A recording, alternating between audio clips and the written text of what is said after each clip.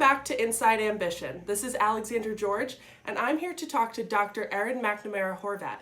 She works in the Provost office, and she's going to talk to us about PassFail. Hi, Dr. Horvat. How are you? I'm well, Alexander. Thank you so much for having me. Of course. So why don't you tell us about what you do?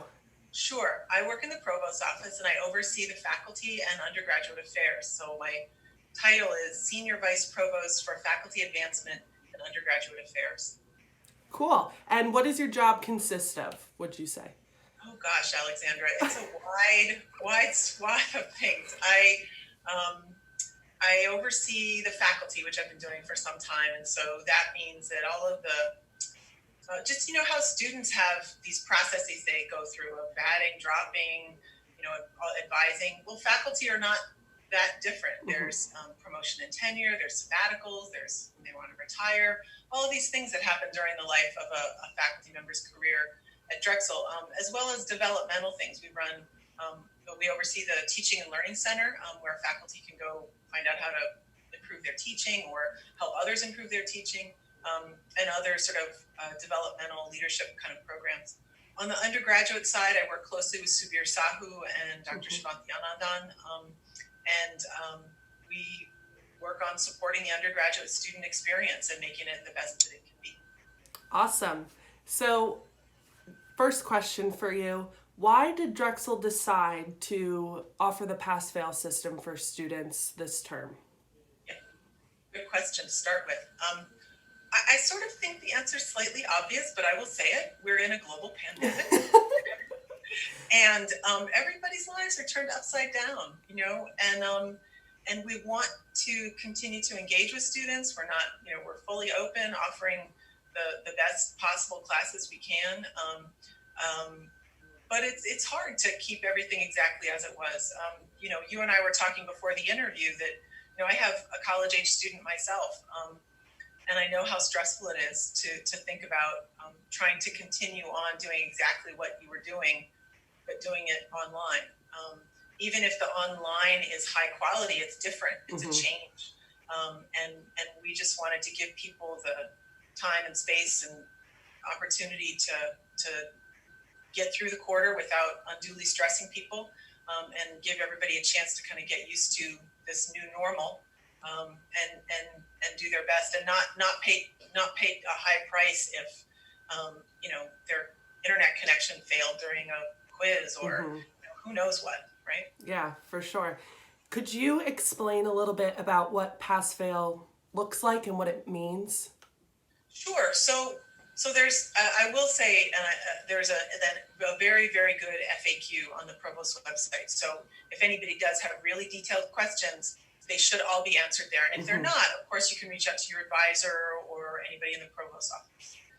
Having said that, the basics are that any student, except those who are in programs where accreditation is dependent on getting a grade, and those would be some students in the School of Education, the College of Nursing and Health Professions, graduate students in law and medicine. So those are sort of different. But everybody else, pretty much, almost all undergraduates, can take any class that they want for pass-fail grade. So passing is a D. If your grade is a D, you'll get a pass. If it's below a D, you'll get a fail. You can opt into it at any time during the quarter, up until, this is the important point, I wrote this down, 11:59 June 5th. After 11:59 June 5th, you got what you got. Or as we mothers say, you get what you get, you don't get upset. That's the cutoff. Okay, sounds good. We'll put it in bold. It is bold. It's midnight on 11:59 June 5th and you can go back and forth. That's one of the answers on the FAQ. If you mid-quarter decided I want pass-fail and you went in and changed it, and then you decide, oh no, I'm doing really well. Like I'm gonna get that grade, and then the end of the quarter comes and you're like, I don't know. You can change back. So you can go in and change it, but at midnight on June 5th, whatever's in the system is what it's going to be. And then when students are deciding to take a class, pass-fail or not, how should they be thinking about it in reference to their GPA? It won't, so it doesn't factor into your GPA.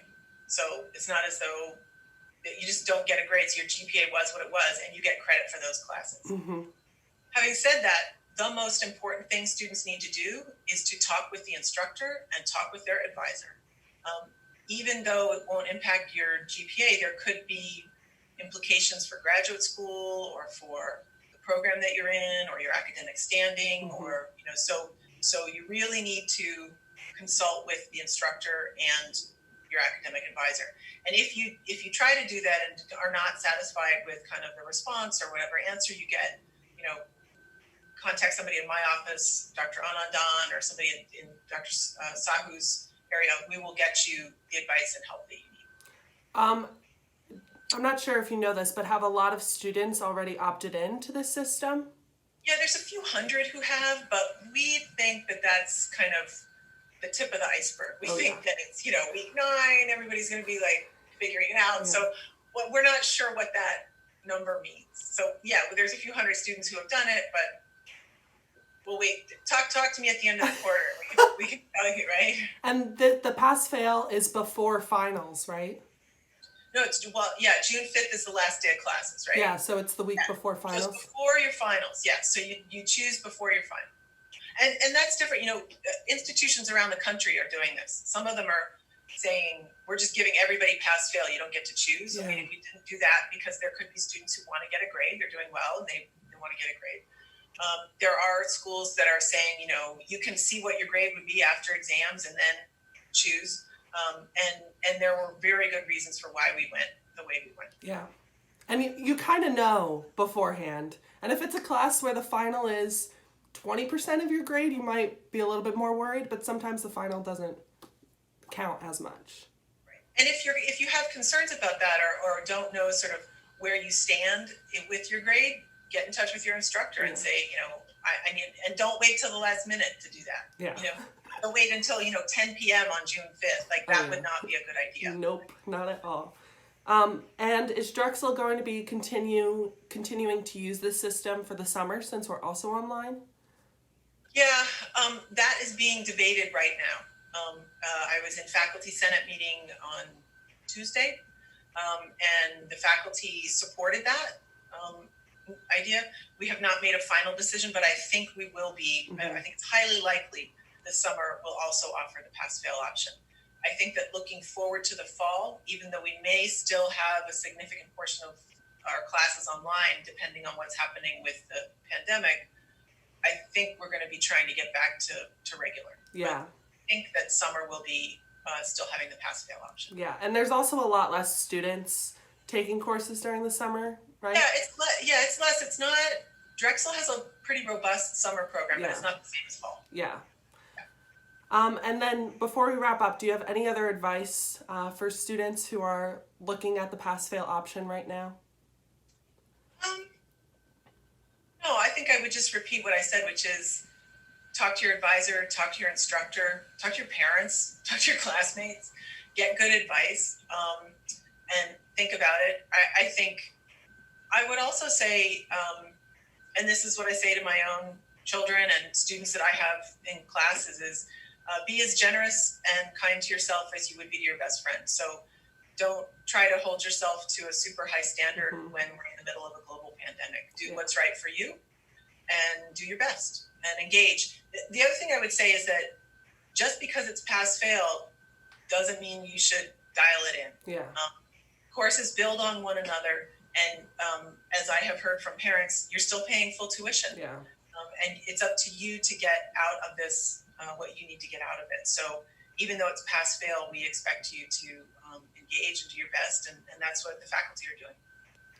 Yeah, I think that's pretty good advice. Well, thank you so much for talking with me, Dr. Horvat, and I'm sure that you answered a lot of questions that students have. It was my pleasure, Alexandra. Thank you so much for having me.